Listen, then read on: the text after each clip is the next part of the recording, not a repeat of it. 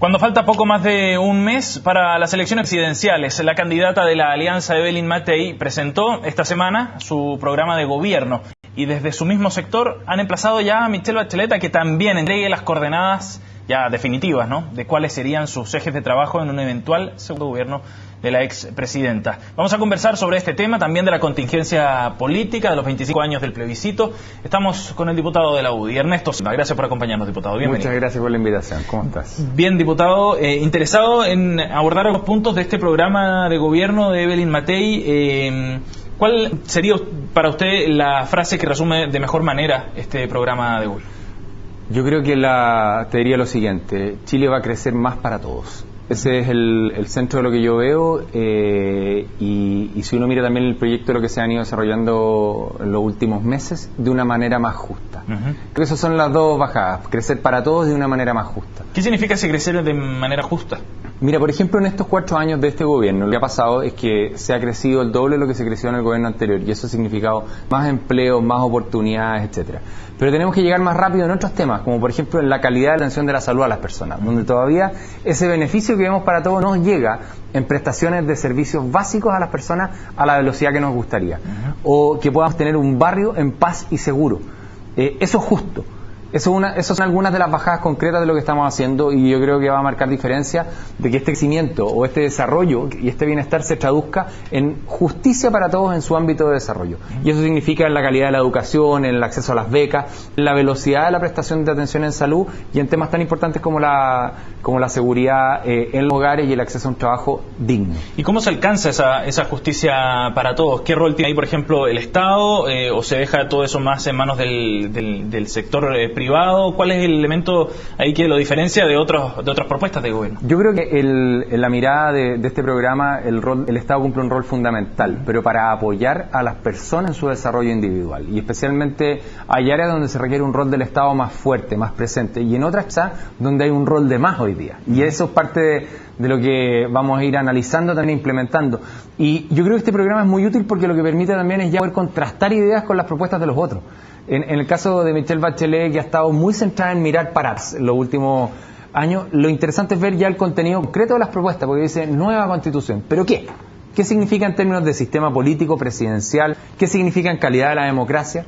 Creo que el programa de gobierno que ha planteado Evelyn Matei, por ejemplo, en estos temas ha sido muy interesante, en términos de rendición de cuentas públicas de diputados y senadores, en límites a la reelección, en elementos de calidad de la política que yo creo que son aspectos muy concretos, muy concretos. Pero, diputado, ¿no le parece que ese detalle del programa de Evelyn Matei finalmente quedó en un segundo o tercer plano detrás de otras discusiones de carácter un poco más históricas quizás durante esta semana, que han ido marcando la pauta finalmente, no solo en esta semana, en el último mes probablemente? A ver, primero que Evelyn Matei, que fue una candidata que surgió desde el gobierno, promovida por el gobierno ante una emergencia o una situación excepcional, entregue un programa como el que se ha planteado en estos días, tan contundente, yo creo que es algo de destacar. Ahora, yo comparto tu planteamiento. Creo que como sector y como país hemos perdido el tiempo en las últimas semanas. Cuando tenemos una maravillosa oportunidad de construir juntos el futuro, se ha dedicado mucho tiempo a dividir sobre el pasado. Y eso ha sido responsabilidad de todos, incluyendo el gobierno. ¿Y especialmente del gobierno? Y yo diría en un rol muy importante el gobierno. Creo que si bien el presidente ha ido matizando sus planteamientos a lo largo de los últimos días, puso una agenda sobre temas que dividen. Y yo esperaría que en los próximos 40 días, o 50 días, nuestra agenda sea sobre los temas que unen y construyen. Especialmente para poder proponerle al país una continuidad de la coalición, que yo creo que sería muy bueno, muy positivo con el liderazgo de Evelyn Matei. Creo que vendría muy bien. Ahora, de esa continuidad de la que usted habla, volviendo nuevamente al tema del programa, ¿qué diferencias hay también con el programa del presidente Sebastián Piñera, considerando que en estos 4 años probablemente se han aprendido también de errores cometidos en estos 4 años? ¿Se aprende de la experiencia de volver a ser gobierno después de tanto tiempo? Mira, yo creo que hay ciertas cosas donde se va a tratar de avanzar más rápido. Evelyn Matei ha planteado 2 ejemplos concretos. El primero, el aumentar la pensión básica solidaria a 100.000 pesos. Y el segundo, el salario mínimo para las mujeres de ciertas características que llega a 300.000 pesos. Esos son 2 aspectos donde se busca dar pasos más rápido.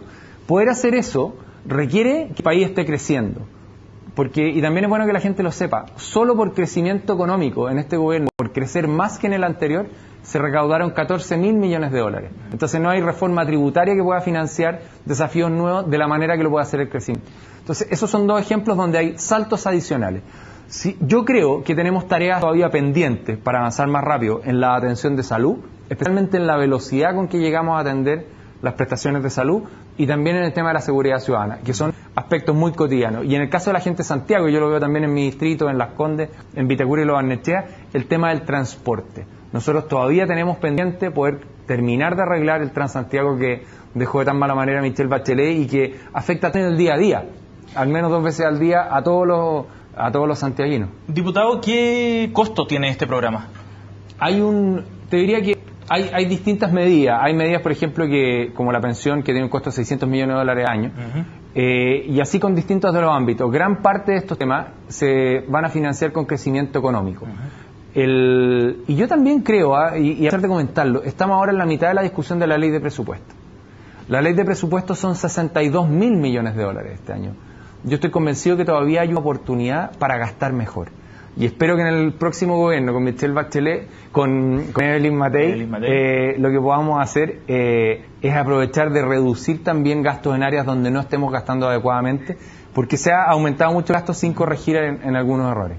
Ahora, el coordinador programático del comando de Michelle Bachelet, Alberto Arenas, señalaba que esta apuesta, digamos, para financiar el programa solo con crecimiento, consideraba algunos supuestos macroeconómicos que quizás estaban sobreestimados.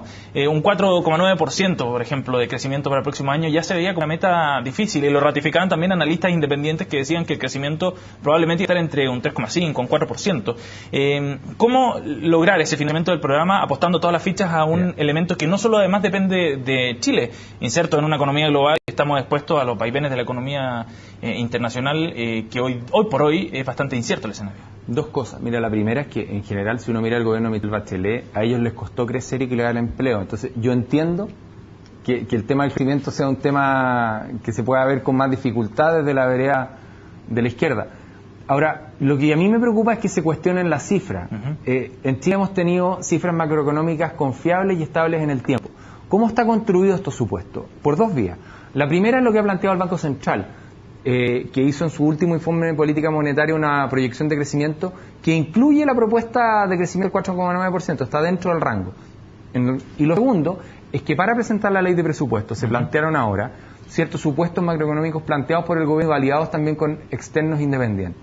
Y en ambos coincide que está dentro del escenario posible el 4,9% de crecimiento. En el margen superior, digamos. Está en margen superior. Lo que pasa es que entonces no hay que poner margen. Si está, o hay que dar un solo número. Pero cuando tú das un rango es porque hay distintas miradas sobre qué posibilidades se pueden dar. Entonces, yo lo que diría a eso es, ojo, al comando de Bachelet de instalar desconfianza. Tienen que ayudar a generar confianza en el país, en las instituciones. Y pueden tener interpretaciones de las cifras, pero no inventar cifras propias como yo he visto que he estado tratando la Concertación en los últimos días. Y yo te diría como reflexión ya más en el fondo, este gobierno ya demostró, y esta coalición, que con los recursos públicos hay que gastarlos bien, se cuidan, y solo con crecimiento, más ajustes, y también con una pequeña reforma tributaria, que tiene ciertos cambios relevantes, logró financiar y proyectar en el tiempo política social y política pública muy importante. Entonces, nuestra coalición, plantearle, y a quienes tienen miradas distintas, que pueden estar muy tranquilos con las finanzas públicas de nuestro sector. Diputado, pese al esfuerzo de hecho esta entrega de este programa que se elaboró en 45 días, pese a las propuestas, ¿no?, y a la novedad en algunos temas que aparecen y que usted ya sacaba, ¿por qué no logra superar esa propuesta, la entrega de este programa, a la discusión pública respecto a temas, como decía usted, del pasado? ¿Por qué no logró imponer la agenda finalmente este programa y llevar el debate público hacia ese sector que le hubiera interesado, evidentemente, al comando de Evelyn Matei, y en vez seguimos hablando del plebiscito del 88? Mira, yo soy optimista en esto. Yo quiero decir que soy optimista. El programa recién se presentó el martes y estamos empezando a darlo a conocer y tenemos mucho que hacer a lo largo de todo Chile. Y también hay que reconocer que se cumplieron 40 años del golpe del 11 de septiembre del 73 y hoy se cumplen 25 años del plebiscito del sí y el no del 88. Entonces uno no puede aislar los debates de lo que ha sucedido en la realidad y en los contextos. Lo que a mí no me gusta es que la mirada ha sido para tratar de interpretar hacia atrás en vez de construir hacia adelante. Y yo me rebelo a la idea de que la izquierda quiera imponer, y muchos quieran imponer una visión unilateral del pasado. En el caso mío, yo nací en el 75, no vivía para el golpe del 73. Para el plebiscito tenía 13 años, ¿no? 13 años para el plebiscito, y siento que Chile tiene historia, que la han ido construyendo todos, la hemos ido construyendo todos, y tenemos que respetar esa historia y ser capaces de construir juntos para adelante. Pero no le puede echar la culpa solo a la izquierda de construir esa historia cuando aparece el presidente Piñera destacando lo que se hizo en el plebiscito, el voto por el no, de hecho. Aparece el ministro Chadwick, además, diciendo que fue un día positivo para la democracia chilena. Entonces ya la construcción no la empieza a hacer solo la concertación, que sería lo más lógico, sino que también aquellos que en esa época votaron por el sí.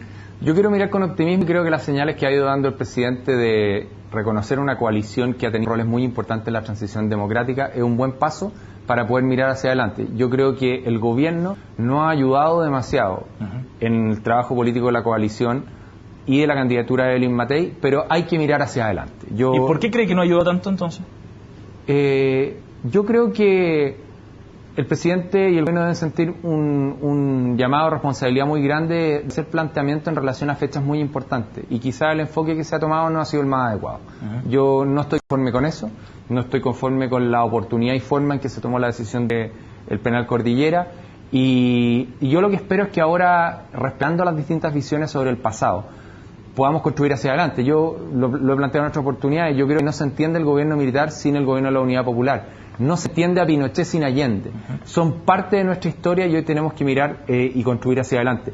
Y si es que la agenda de temas la va a tomar eso, en vez de que la tomemos en la salud, en la educación, en el empleo digno, en la seguridad, creo que el país está perdiendo un camino muy importante por recorrer. Pero, diputado, que la agenda la esté marcando finalmente la moneda con estos temas y con estos comentarios que ha hecho el presidente Piñera, ¿no revela también una debilidad de parte de la candidatura de Evelyn Matthei, que no ha sido capaz de precisamente marcar la agenda? Yo creo que la lealtad de Evelyn Matthei y de su comando con el gobierno. Lo voy a plantear de otra manera. El éxito del gobierno y la evaluación final del presidente Piñera está íntimamente vinculado al éxito de Evelyn Matthei.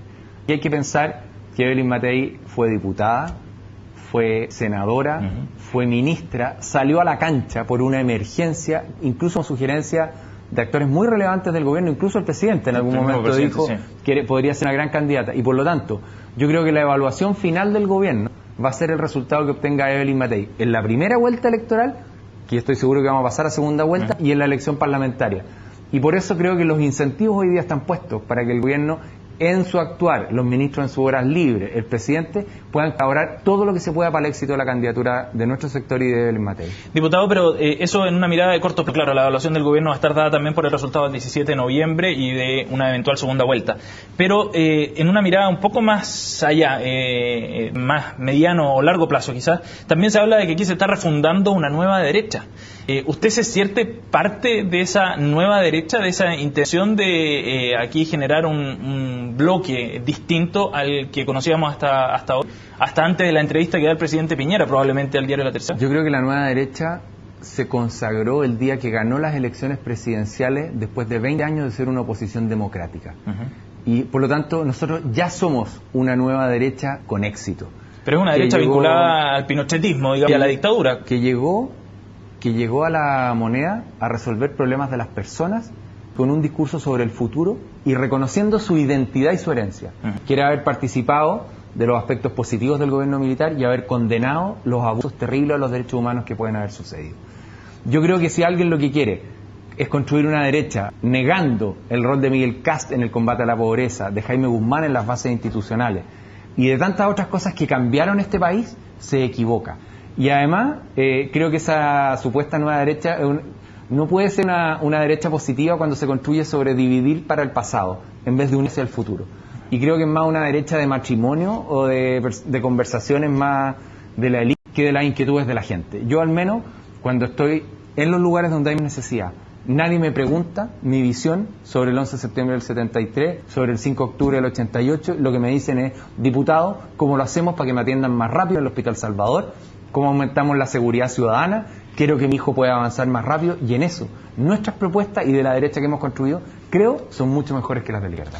¿Es viable, cree usted, una coalición, una alianza, ¿no?, entre la UDI y RN luego del 17 de noviembre o luego de estas elecciones presidenciales, con todo lo que ha sucedido, ¿no?, con estos intentos que son golpes de timón finalmente y señales políticas bien importantes que buscan dar un lineamiento, ¿no?, a lo que va a ser el futuro de la derecha en Chile. Yo creo que sí, yo estoy optimista, espero que tengamos la oportunidad de ser gobierno. Si no tenemos la oportunidad de ser gobierno con Evelyn Matei, que podamos mostrar nuestros puntos de vista y ser una oposición democrática y constructiva que se proyecte rápidamente. Creo que va a suceder lo primero, es un escenario muy difícil, pero creo que tenemos una posibilidad de hacerlo, y he visto que a pesar de los escenarios muy complejos, aquí las cosas hay que decirlas por su nombre, la primaria, la etapa previa entre Andrea Alamán y Lawrence Goldman fue muy compleja, muy compleja. Lo que se vio al terminar la primaria también fue complejo, pero hoy día veo a Renovación Nacional lealmente apoyando a través de la mayor parte de sus candidatos a Evelyn Matei, y espero también que eso pueda proyectarse hacia el futuro. Diputado Ernesto Silva, le agradecemos que haya venido a CNN Chile para abordar estos temas de contingencia, muy amable. Muchas gracias. Hacemos un alto, una pausa, volvemos pronto con más informaciones aquí en CNN Chile.